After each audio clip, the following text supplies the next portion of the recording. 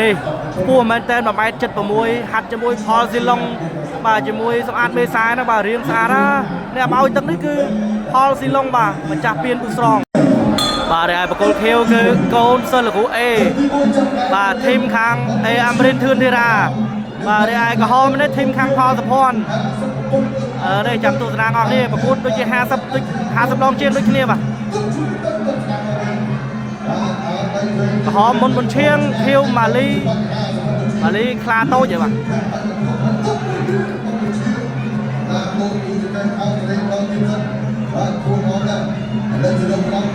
អ្នកខ្ពស់តែស្ដើងអ្នកទាបតែក្រាស់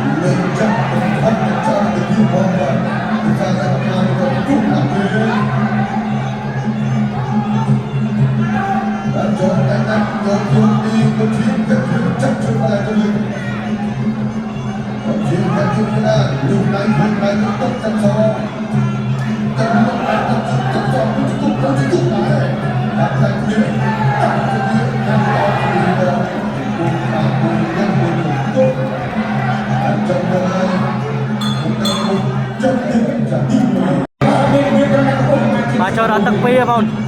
បាទអ្នកខ្ពស់ចង់ចាប់បងអ្នកទៀបទឹក1ឥឡូវមកមើលទឹក2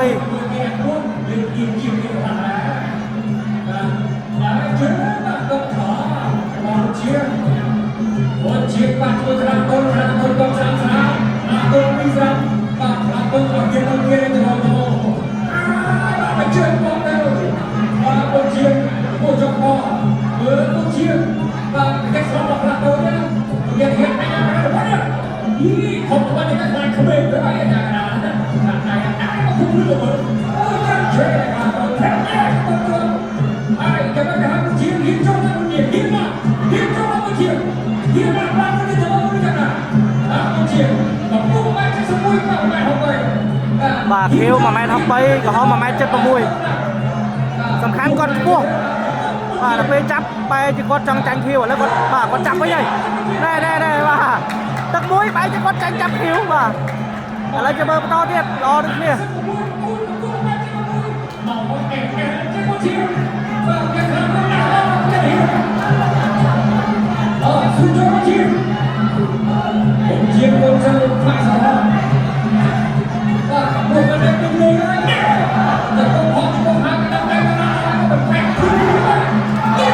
ជង្គង់ល្អហ៎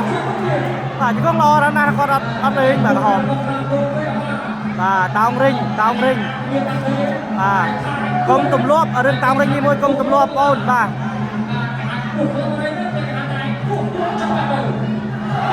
ពេលដាក់ចិត្តជង្គង់ល្អប្រហើយពេលដាក់ចិត្តជង្គង់ល្អប្រហើយក្រហម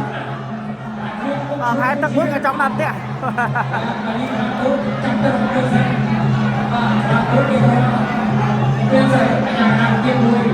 Yang pertama dia, bukan aku cipta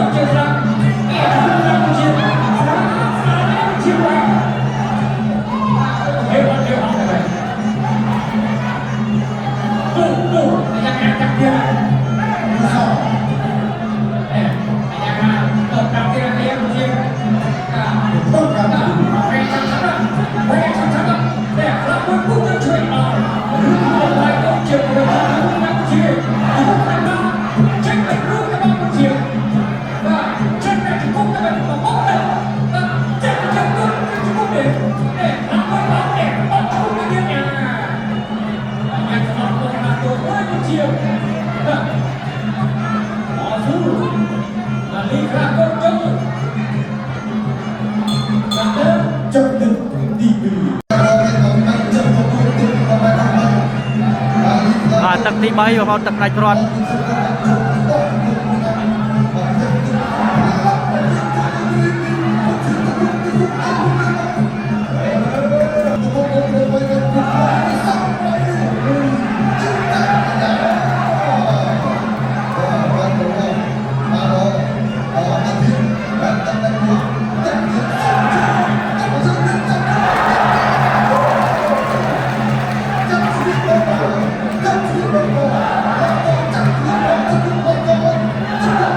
ចាច់ឈ្នះទឹកនេះហើយ